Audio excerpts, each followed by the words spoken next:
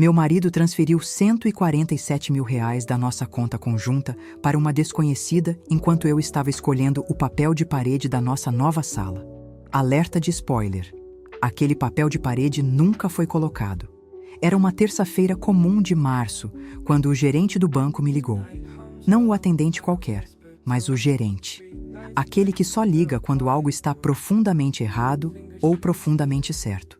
Na minha vida, raramente era a segunda opção.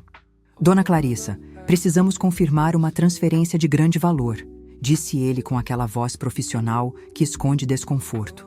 O senhor Roberto autorizou a movimentação, mas como a conta é conjunta, R$ 147.000, para uma tal de Patrícia Mendes, nome que eu nunca tinha ouvido em 26 anos de casamento. Desliguei o telefone e fiquei parada no meio da loja de decoração, segurando 3 amostras de papel de parede floral que subitamente pareciam a coisa mais irrelevante do universo. O vendedor me olhava expectante, esperando minha decisão entre o tom bege e o creme. Escolhi sair da loja. O que eu não sabia então era que aquele telefonema salvaria não apenas meu dinheiro, mas minha vida inteira de 26 anos de ingenuidade cuidadosamente cultivada. Meu nome é Clarissa Novaes Ferreira. Tenho 52 anos e durante mais da metade da minha vida acreditei que casamento significava confiar cegamente. Sou o tipo de pessoa que acorda às 5:30 da manhã para preparar café fresco, que passa as camisas do marido mesmo tendo empregada, que guarda todos os cartões de aniversário que ele já me deu em uma caixa de sapatos debaixo da cama. A mulher que seus amigos apontam e dizem relacionamento goals, sem qualquer traço de ironia. Roberto era contador. Um daqueles homens que usam camisa social mesmo aos sábados, que conferem o extrato bancário religiosamente, que guardam recibos de cafezinho. Metódico, previsível, seguro. 3 adjetivos que me fizeram escolhê-lo em detrimento do músico boêmio que eu namorava antes dele. Nossa casa no bairro Jardim Paulista não é a maior da rua, mas tem churrasqueira de alvenaria e 3 quartos que nunca foram ocupados por filhos que decidimos não ter. Somos completos assim, nós dois, ele dizia, beijando minha testa. E eu acreditava. Minha loja de artesanato no centro da cidade era meu refúgio. Herdei R$ 60.000 da minha avó materna e transformei em um negócio que faturava 12.000 mensais. Nada extravagante, mas era meu. Cada vela aromática, cada cesta de crochê, cada tapete artesanal tinha minhas digitais e meu suor. O que nenhum deles sabia, Roberto, nossos amigos, minha própria família, era que eu tinha um dom quase sobrenatural para perceber detalhes, mudanças mínimas. A forma como ele começou a virar o celular para baixo na mesa de jantar 6 meses atrás. Como passou a tomar banho assim que chegava do trabalho, em vez de relaxar no sofá primeiro. Como suas respostas ficaram monossilábicas quando eu perguntava sobre o dia dele. Mas eu ignorei. Porque mulheres casadas há mais de 2 décadas se tornam especialistas em ignorar sinais vermelhos, piscando como árvore de Natal em dezembro. Conheci Roberto em uma festa de casamento em 1999. Eu tinha 26 anos e ele 29. Usava óculos de grau e tinha esse jeito sério que eu confundi com maturidade. No terceiro encontro, ele me mostrou sua planilha financeira de 5 anos. Deveria ter sido um sinal vermelho, mas na época pareceu responsabilidade. Casamos 8 meses depois, em uma cerimônia simples na igreja do bairro. Lua de mel em Gramado, porque ele tinha medo de avião. Voltamos e alugamos um apartamento de 2 quartos até juntarmos entrada para a casa própria. Foram anos de economia meticulosa, jantares caseiros, férias nacionais. Os primeiros 10 anos foram genuinamente bons. Ou talvez eu só fosse boa em me convencer disso. Ele trabalhava muito, chegava tarde, mas sempre trazia flores às sextas-feiras. Crisântemos brancos. Minha flor favorita, ele lembrava. Aos poucos, as flores foram sumindo. Primeiro uma cesta sim, outra não. Depois, apenas no meu aniversário. Depois, nem isso. Quando mencionei, ele disse que estavam caras e que flores murcham mesmo. Melhor investir em algo duradouro, justificou. Concordei porque era prático. O que eu não percebi então era que ele estava praticando, testando quanto eu aceitaria, quanto eu engolia calada. Ele começou a trabalhar aos sábados, depois alguns domingos. Cliente importante, explicava. Temporada de imposto de renda, justificava. E eu, como esposa dedicada, preparava marmitas e fingia que não me importava passar fins de semana sozinha, enquanto minhas amigas postavam fotos de churrascos em família. Houve o episódio da viagem para o Chile que ele cancelou 3 dias antes porque surgiu uma auditoria urgente. Perdemos as passagens não reembolsáveis. R$ 2.400 pelo ralo. Chorei no banheiro enquanto ele fazia ligações de trabalho na sala. Anos depois, entendi que cada desculpa era um tijolo na parede que ele construía entre nós. E eu era a idiota segurando a argamassa. Vou te contar sobre as pequenas mortes de um casamento. Não as dramáticas, que você vê em filmes. As silenciosas. As que acontecem na mesa do café da manhã. Começou com ele checando o celular durante nossas conversas. Não eventualmente. Constantemente. Eu falava sobre a loja, sobre a cliente que encomendou 15 cestas personalizadas e ele dava aquele que significa não estou ouvindo absolutamente nada. Uma vez, contei que minha mãe estava doente e ele respondeu, legal, sem tirar os olhos da tela. Teve o aniversário de bodas de prata que ele esqueceu completamente. Cheguei em casa com champanhe e um convite para jantar no restaurante onde tivemos o primeiro encontro. Ele estava de pijama assistindo futebol. Amor, estou cansado. Deixa para amanhã? Amanhã nunca chegou. As pequenas crueldades se acumulavam como poeira. Quando eu cozinhava seu prato favorito, ele comia em silêncio no celular. Quando sugeria assistirmos um filme juntos, ele bocejava ostensivamente. Quando eu tentava conversar sobre nós, ele revirava os olhos e dizia, lá vem você com drama. Nossa vida sexual virou deserto do Saara. 4 vezes no último ano. Eu contei. Porque quando você está morrendo de sede, cada gota importa. E quando mencionei, ele teve a audácia de dizer sexo não é tudo, enquanto rolava para o lado da cama e dormia. Parei de me arrumar para ele porque ele nunca notava. Cortei o cabelo. Ele não percebeu por 3 semanas. Comprei vestido novo? Gastou dinheiro de novo? Perdi 5 quilos? Nada. Mas quando a vizinha do 42 emagrecia, ele comentava. Sempre comentava. Sacrifiquei viagens com minhas amigas porque ele dizia que casal faz coisas juntos. Mas quando era para fazer coisas juntos, ele estava ocupado. Recusei promoções de trabalho porque ele achava que eu já trabalhava demais. Mas o trabalho dele? Esse era sagrado. Normalizei a solidão. Normalizei ser a última prioridade. Normalizei existir nas margens da vida do meu próprio marido. O custo? 26 anos olhando no espelho e vendo alguém que eu não reconhecia mais. Uma mulher que pedia permissão, que pedia atenção, que pedia migalhas. E ainda assim, achava que o problema era eu não ser suficiente. Voltando àquela terça-feira de março, liguei para Roberto do estacionamento da loja de decoração. Toquei 6 vezes antes de ele atender com aquela voz irritada de quem foi interrompido. O que foi, Clarissa? Estou em reunião. O banco me ligou sobre uma transferência de R$147 mil. Silêncio. Não aquele silêncio normal de alguém processando informação. Aquele silêncio denso, culpado, de alguém que acabou de ser pego. A gente conversa em casa, ele disse finalmente. Não. Agora. Clarissa, não é o momento. Agora, Roberto. Nunca tinha gritado com ele antes. Em 26 anos. Nunca. Ele suspirou. É complicado. 3 palavras. Apenas 3. E eu soube. Com aquela intuição feminina que a gente tenta abafar porque é inconveniente, eu soube que minha vida era uma mentira. É outra mulher? Não, não é isso. Então o que é? É familiar. Uma questão familiar. Familiar. Nós não tínhamos filhos. Nossos pais estavam mortos. Ele era filho único. O que diabos era familiar? Bloqueei a transferência. Menti. Na verdade, não tinha essa autoridade, mas ele não precisava saber. Você tem até hoje à noite para me explicar tudo. Tudo. Ou eu ligo para o meu advogado amanhã às 8 da manhã. Desliguei na cara dele. Minhas mãos tremiam tanto que precisei sentar no carro por 20 minutos antes de conseguir dirigir. E foi aí que percebi algo que me fez sorrir mesmo com o mundo desmoronando ao meu redor. Eu tinha poder. Aquela conta conjunta, 50% era meu. A casa, 40% do valor eu tinha pago com dinheiro da minha loja. E o melhor, eu tinha uma amiga advogada especializada em divórcio que me devia um favor desde que salvei seu casamento há 5 anos. Roberto achou que eu era a esposa submissa que aceitaria qualquer explicação. O tolo realmente pensou que 26 anos de docilidade eram garantia perpétua.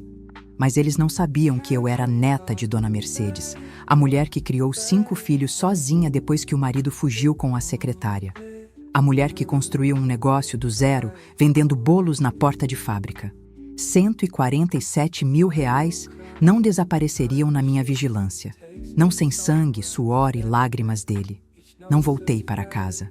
Liguei para Beatriz, minha melhor amiga desde a faculdade e advogada aposentada, mais temida dos tribunais de família de São Paulo. Aos 60 anos, ela tinha visto 342 casos de divórcio. Sabia cada truque, cada mentira, cada padrão. Vem para minha casa, agora, ordenou quando resumia a situação. No apartamento dela na Vila Madalena, sentadas à mesa de jantar com café e pão de queijo, Beatriz abriu o laptop e começou a fazer anotações. Primeira regra, não acuse antes de ter provas. Segunda regra, documente tudo. Terceira regra, proteja seus ativos imediatamente. Mas se não for traição, Clarissa. Ela me olhou com aquela intensidade que fazia réus confessarem. Ele escondeu uma transferência de 6 dígitos. Isso é traição. Talvez não do tipo que você imagina, mas é. Passei a tarde seguindo suas instruções militares. Acessamos o banco online e baixamos extratos dos últimos 5 anos. Fotografei documentos. Fiz cópias de escrituras. Atualizei meu testamento. Agora, Beatriz disse às 6 da tarde, você volta para casa e ouve o que ele tem a dizer. Mas você vai gravando tudo no seu celular. São Paulo é estado de consentimento unilateral. Você pode gravar conversas que participa sem avisar. O telefone tocou. Roberto, 13ª ligação. Não atendi nenhuma. Deixa ele suar. Beatriz sorriu. Homens precisam entender que ações têm consequências. Cheguei em casa às 8h15 da noite. Roberto estava na sala, em pé, parecendo 10 anos mais velho. Tinha olheiras profundas e as mãos tremiam segurando um copo de uísque. Clarissa, eu posso explicar. Sentei no sofá, coloquei a bolsa ao lado e liguei discretamente o gravador do celular. Minha voz saiu fria, controlada, completamente diferente da esposa dele conhecia. Então explique. E foi exatamente nesse momento que comecei a me transformar. Não na vítima chorosa que ele esperava, mas em algo que ele nunca imaginou que eu pudesse ser. Perigosa. Eu tenho uma irmã. 4 palavras. Roberto deixou cair 4 palavras na sala como se fossem granadas. Você tem... o quê? Uma meia-irmã. Patrícia. Ela tem 38 anos. 26 anos de casamento. 26 anos de me conte sobre sua infância. 26 anos de somos só nós dois contra o mundo. E agora, uma irmã. Do nada. Continue. Ele despejou a história toda.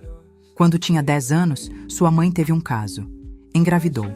O pai de Roberto, católico fervoroso e inflexível, deu um ultimato. Aborto ou a criança ia para a adoção. A mãe escolheu a adoção. Patrícia foi entregue ao sistema 2 dias após nascer. Ninguém falou sobre isso. Nunca. Era como se ela não existisse. E você achou apropriado manter esse segredo de mim por 26 anos? Eu tinha vergonha. Minha família. Você conhece minha família. São tradicionais, rígidos. Meu pai morreu sem nunca mencionar o nome dela. Minha mãe fez-me jurar que... Sua mãe morreu há 15 anos, Roberto. Ele abaixou a cabeça. Cheque mate. Há 2 anos ela me encontrou. Pelo Facebook. Contratou uma dessas agências de busca familiar. Ela sempre soube que era adotada e queria conhecer a família biológica. E os 147 mil reais? Ela está doente. Câncer de mama. Estágio 2. Precisa de cirurgia e o SUS tem fila de 8 meses. A clínica particular cobra 120 mil pela cirurgia e tratamento, mais 27 mil de exames. O mundo parou. Não era amante, era irmã. Irmã com câncer. Mas a raiva não diminuiu, apenas mudou de forma. Você escondeu uma irmã com câncer de mim durante 2 anos, enquanto eu quebrava a cabeça pensando em maneiras de sermos mais próximos, enquanto eu me culpava por você estar distante. Eu ia contar... Quando, Roberto? Quando ela morresse? Quando o dinheiro acabasse? Quando você tivesse roubado toda a nossa economia? Não é roubo, é minha irmã. E eu sou sua esposa. Silêncio. Pesado. Sufocante. O que nenhum deles sabia era que eu tinha 380 mil reais em uma conta poupança secreta, intocados e inalcançáveis, esperando em uma agência do Itaú que Roberto nunca pisou. Dinheiro que guardei durante anos da loja, que declarei como investimento empresarial, meu fundo de emergência, minha rede de segurança e agora, aparentemente, minha arma. Quero conhecê-la, eu disse. O quê? Sua irmã, Patrícia. Quero conhecê-la amanhã. Clarissa, ela está frágil. Não quero que... Não estou pedindo permissão, Roberto. Estou informando. 8 horas da manhã. Me passa o endereço. Levantei e fui para o quarto de hóspedes. Tranquei a porta. E pela primeira vez em 26 anos, dormi separada dele. Mas não dormi chorando. Dormi planejando. Beatriz chegou na minha casa às 6:30 da manhã. Trazia pasta com documentos e aquela expressão de advogada em modo combate. Passei a noite investigando, ela anunciou, despejando papéis na mesa da cozinha, enquanto Roberto ainda dormia no sofá da sala. Patrícia Mendes existe. Nasceu em 17 de março de 1987. Registros de adoção batem, mas tem mais. Muito mais. Beatriz descobriu que Roberto não apenas transferiu 147 mil. Nos últimos 2 anos, foram 312 mil reais em transferências menores. 3 mil aqui, 5 mil ali, 10 mil acolá. Sistemático, planejado, invisível. Ele escolhia valores que não acionariam alertas bancários automáticos. Clássico de contador. Profissional demais para ser impulso. Senti náusea. 312 mil reais. 12% da nossa economia total de 26 anos. Tem mais. Beatriz continuou, implacável. A cirurgia que ele mencionou? Real. Hospital Sírio-Libanês, agendada para daqui a 3 semanas. Mas os valores? Ele inflacionou. Cirurgia custa 85 mil, não 120. Exames custam 17 mil, não 27. Ele me mentiu sobre o valor? Não só sobre o valor. Olha isso. Ela me mostrou extratos bancários. Tem transferências para Patrícia marcadas como material médico no mesmo período que ela postava fotos em restaurante caro no Instagram. Jantar no Fazano, Clarissa. 250 reais o prato. Cada revelação era uma camada de cebola fazendo meus olhos lacrimejarem. Não de tristeza, de pura, destilada raiva. Ele está bancando o estilo de vida dela, não apenas tratamento médico. Às 7h45, confrontei Roberto ainda no sofá. Joguei os extratos no colo dele. 312 mil reais, Roberto. 312 mil.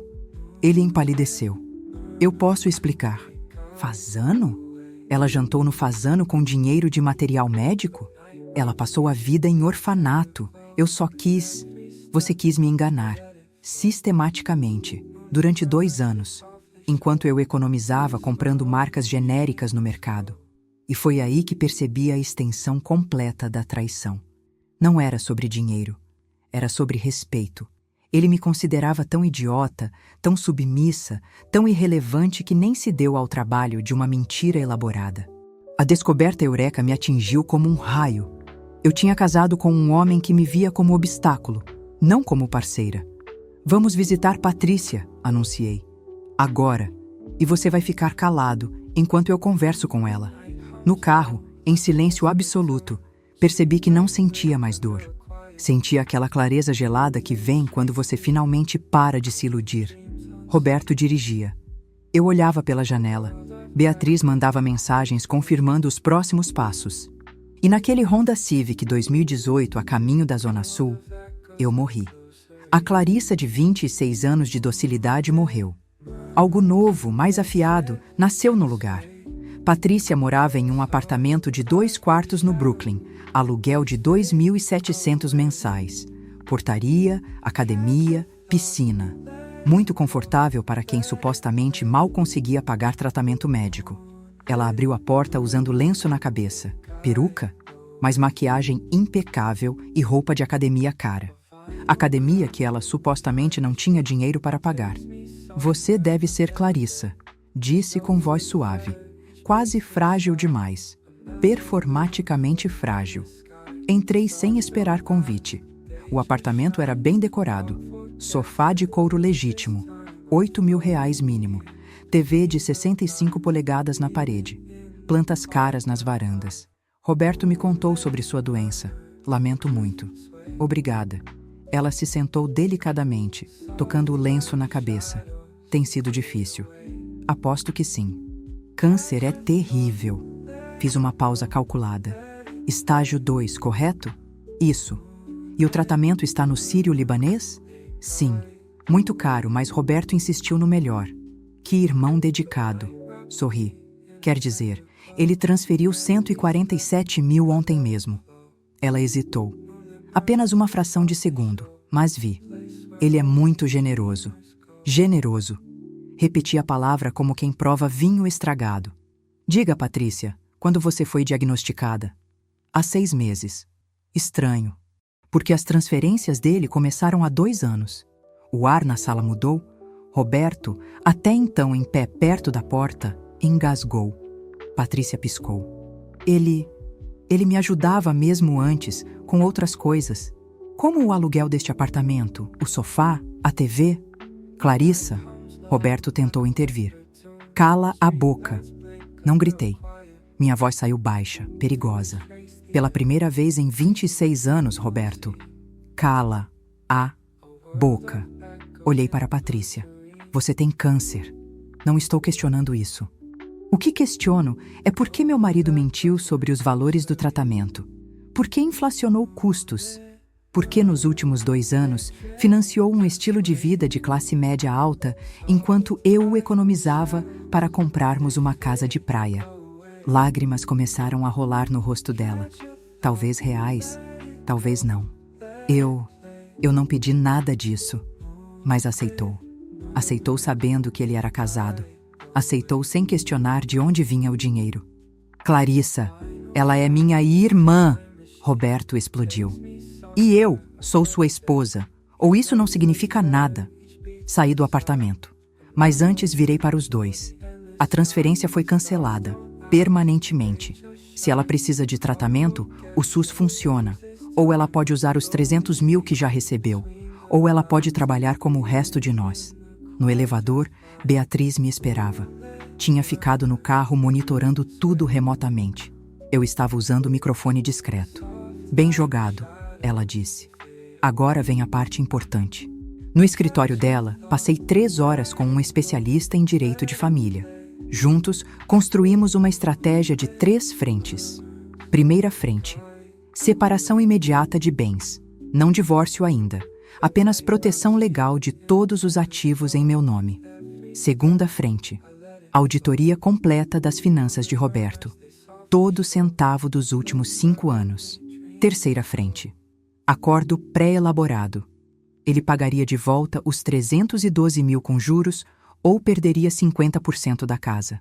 O advogado, Dr. Henrique, homem de 58 anos com fama de bulldog nos tribunais, me olhou com admiração.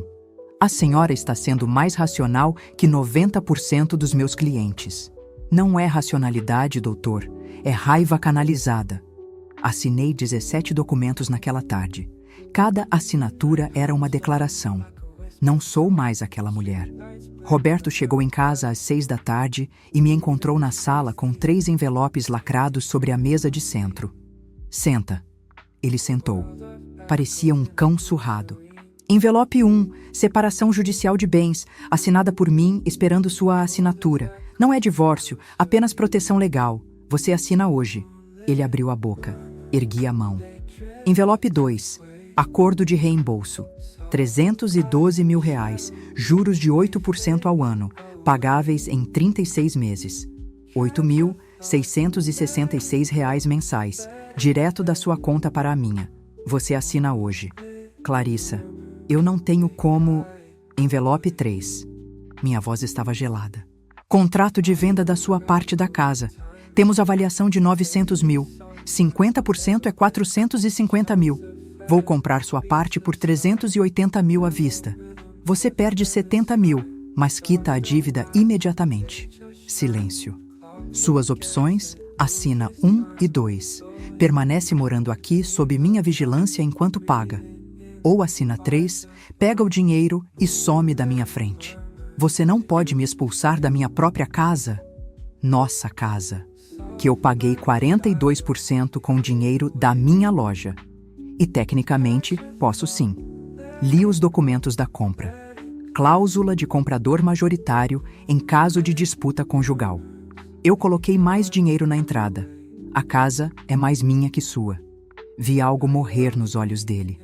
Orgulho, talvez. Controle, certamente. Você tem 48 horas para decidir. Enquanto isso, dormirá no quarto de hóspedes. Não encosta em mim. Não me procura sem necessidade. Não me dirige a palavra exceto para assuntos práticos. Clarissa, por favor, eu amo você. Você não sabe o significado da palavra. Levantei e fui para o quarto. Tranquei a porta. Lá dentro, abri o notebook e acessei minha conta secreta. R$ 380 mil intocados. Dinheiro que ele nunca soube que existia.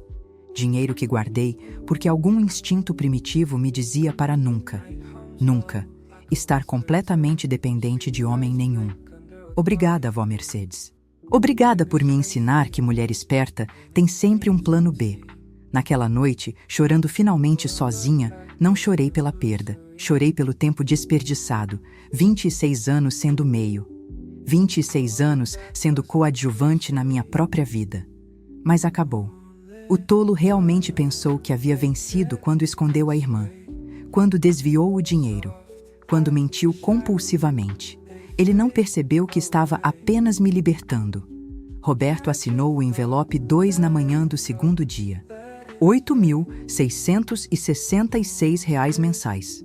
A primeira transferência caiu na minha conta 3 horas depois. Mas a decisão de assinar não veio dele, veio do chefe. Beatriz, em movimento brilhante de xadrez, havia casualmente mencionado a situação para um sócio do escritório de contabilidade onde Roberto trabalhava.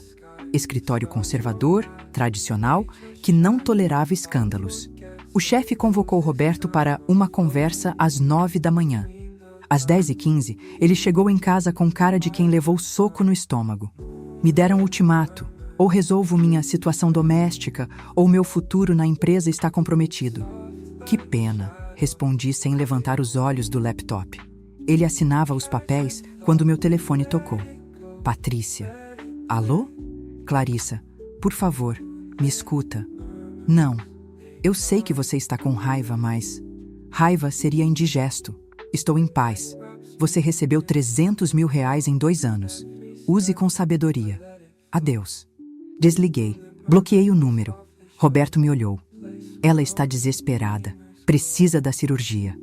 O SUS oferece tratamento oncológico gratuito. Excelente, inclusive. Ela pode ir para a fila como qualquer brasileiro. Ou usar os 300 mil que você deu a ela. Você é cruel. Não, Roberto, sou justa. Diferente de você. Nos dias seguintes, dominós continuaram caindo.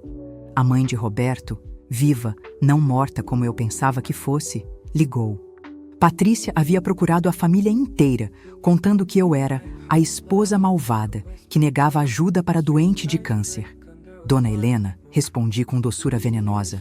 Seu filho desviou 312 mil da nossa conta conjunta durante 2 anos, sem meu conhecimento ou consentimento. Isso é crime. Artigo 168 do Código Penal, apropriação indébita de coisa comum. 3 anos de reclusão. Gostaria que eu pressionasse charges? Silêncio do outro lado. Não imaginava, ela murmurou. Ninguém imagina. É o talento do seu filho. Ela desligou. Não ligou mais. Minhas amigas começaram a perguntar: Você e Roberto estão bem? Vocês pareceram estranhos no churrasco do sábado. Estamos resolvendo algumas questões financeiras, eu respondia com um sorriso vago. Nada demais. Mas elas sabiam. Mulheres sempre sabem. A loja prosperou estranhamente. Como se a energia que eu gastava mantendo o casamento falso estivesse finalmente canalizada para algo produtivo. Vendas aumentaram 23% em um mês. Contratei uma funcionária. Expandi para vendas online. Roberto definhava. Perdeu 5 quilos. Olheiras permanentes. No trabalho, começou a cometer erros. Pequenos no começo. Uma vírgula no lugar errado em declaração de imposto. Um prazo perdido. Você está acabando com minha vida, ele disse uma noite. Eu? Eu fiz algo, Roberto? Eu menti? Desviei dinheiro? Construí vida dupla? Ele não respondeu. Sua vida está acabando porque você a destruiu. Eu só estou me recusando a afundar junto. Dr. Henrique me ligou com novidades. Roberto tentou pegar empréstimo usando a casa como garantia. Negado, porque tecnicamente eu era proprietária majoritária. Ele está desesperado, o advogado relatou. Meu palpite, vai tentar negociar. Deixa ele tentar. E tentou. Numa quinta-feira chuvosa, ele bateu na porta do meu quarto às 11 da noite. Clarissa, por favor, vamos conversar. Não há nada para conversar. Você paga ou vende sua parte. Eu não posso pagar 8.000 por mês. Meu salário não cobre isso mais as minhas despesas. Então vende. Papéis estão prontos. E eu vou morar onde? Não é meu problema, Roberto. Deveria ter pensado nisso antes de bancar estilo de vida de outra pessoa com meu dinheiro. Ele desceu as escadas derrotado. E eu, pela primeira vez em meses, dormi profundamente. 2 meses depois do dia do ultimato, Roberto assinou o envelope 3. Vendeu sua parte da casa por R$380 mil. Mudou-se para um apartamento de um quarto na Zona Leste. Aluguel de 1.400. Vizinhança barulhenta. Sem elevador. 5º andar. É temporário, ele disse ao buscar as últimas caixas. Vou reconstruir. Boa sorte, respondi genuína. Não sentia mais raiva, apenas indiferença. E indiferença é o verdadeiro oposto de amor. A casa ficou minha, completamente minha. Contraí designers e refiz tudo. Paredes que eram bege viraram azul petróleo. Sofá velho foi para doação. Comprei peças de artesãos locais, incentivando colegas. Cada cômodo respirava novo. A loja explodiu. Matéria em revista local sobre empreendedoras que ressurgiram após crises pessoais. Entrevista em podcast popular. Vendas online triplicaram. Contratei 3 funcionárias. Abrimos segunda loja na Zona Oeste. Faturamento mensal, R$38 mil. Lucro líquido, 22 mil. Comprei carro novo, nada extravagante. Um Honda HR-V azul, 0 km. Cheirando a possibilidades. Emagreci 12 quilos, não por dieta maluca, mas porque voltei a me importar comigo. Academia, 3 vezes por semana. Nutricionista, roupas novas, cabelo bem cortado. Homens começaram a notar. No mercado, na academia, na fila do banco. Olhares que diziam, você é interessante. Depois de 26 anos invisível, era estranho ser vista. Saí com 2. Jantar casual. Nada sério. Apenas testando as águas. Redescobrindo que conversas podiam ser estimulantes. Que homens podiam fazer perguntas sobre mim e genuinamente escutar respostas. Você brilha diferente, Beatriz comentou durante almoço. É assustador. É liberdade, respondi. Patrícia tentou contato 2 vezes. Ignorei. Não era problema meu. Roberto quisesse ajudar a irmã com o dinheiro dele. Problema dele. Mas nunca mais com o meu. Soube por terceiros que ela fez a cirurgia pelo SUS. Bem-sucedida. Estava em remissão. Ótimo. Sinceramente desejei que se recuperasse. Mas não era minha responsabilidade. Roberto apareceu na loja 4 meses após a separação. Parecia menor. Roupas menos arrumadas, carro vendido, agora andava de transporte público. Vim pedir desculpas. Disse em pé no meio da loja, enquanto 2 clientes fingiam olhar velas aromáticas, mas obviamente ouviam. Aceito suas desculpas. Mais alguma coisa? Eu estraguei tudo, não foi? Estragou, mas foi libertador. Para você, talvez. Roberto, você escondeu família inteira, desviou 300 mil reais, mentiu sistematicamente durante anos.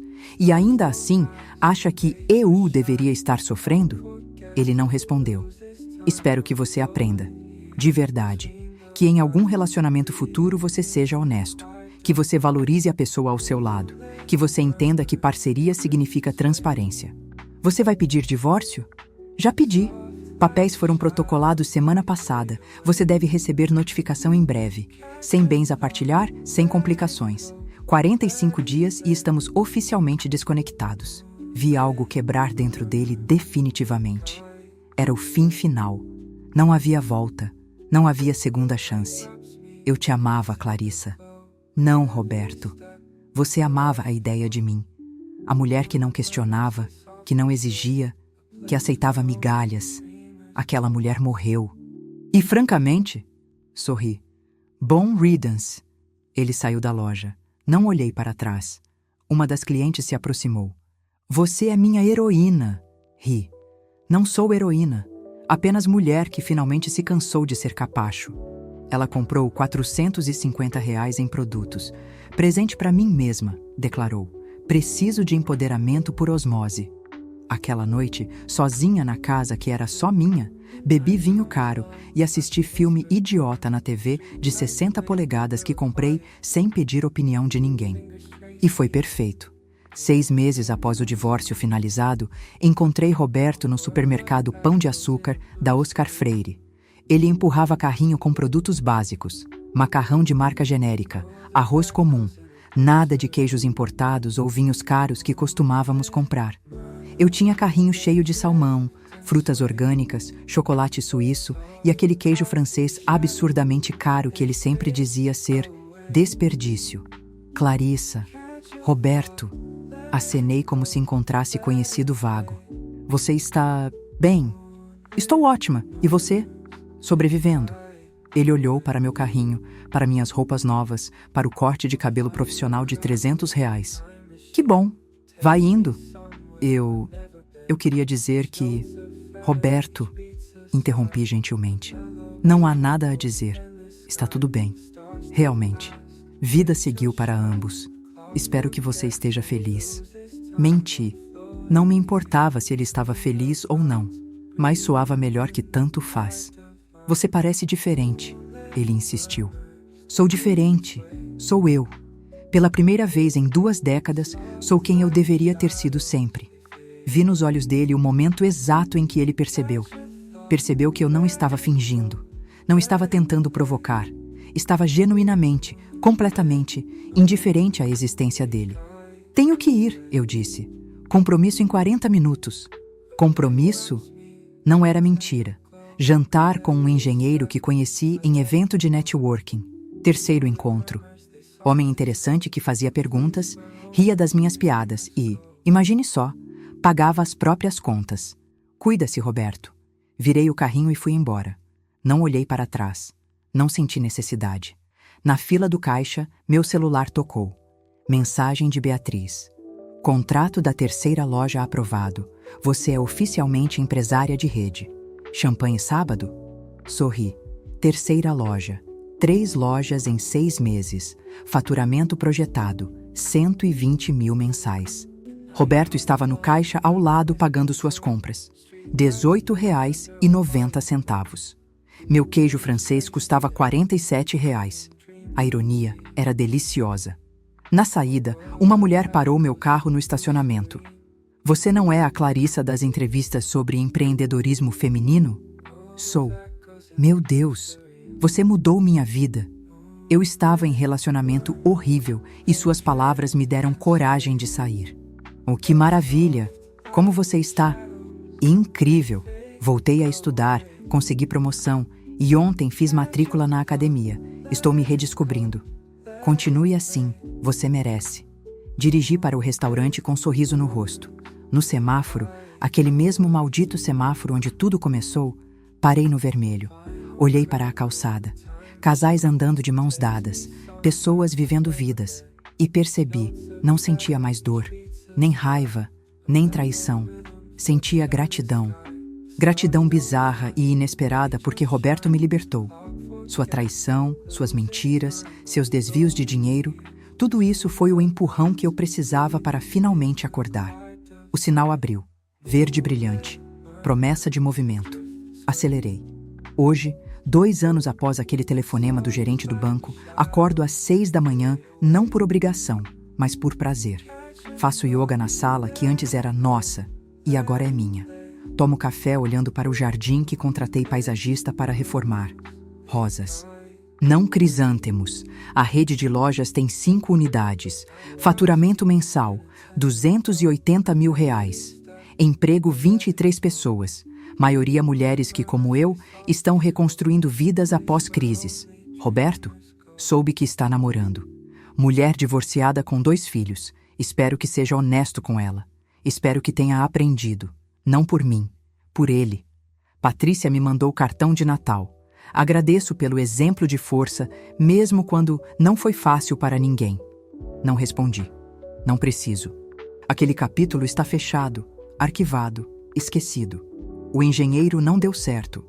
Nem os 3 que vieram depois. Mas o 6º? Vinícius. Professor de História, 47 anos, divorciado há 5 anos. Pai de adolescente nos fins de semana. Homem que cozinha, que lê, que faz perguntas e escuta respostas. Estamos há 8 meses juntos, sem pressa, sem pressão. Apenas 2 pessoas adultas aproveitando companhia um do outro. Você nunca quis se casar de novo?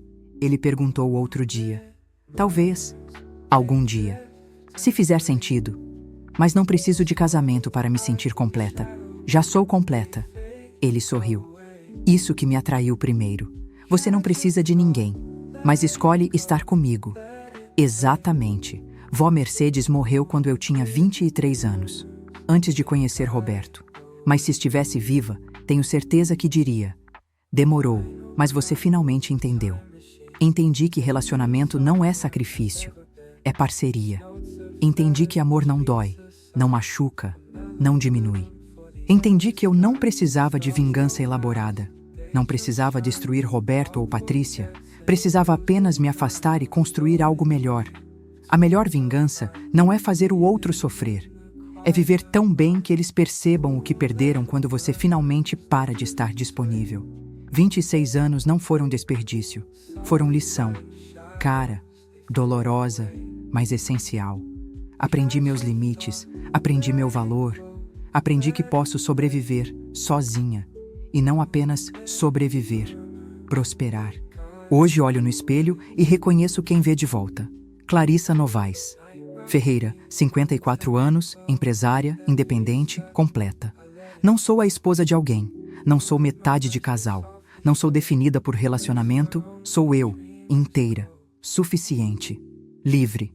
E isso, descobri, vale mais que R$300 mil, mais que casa no Jardim Paulista, mais que 26 anos de estabilidade fabricada.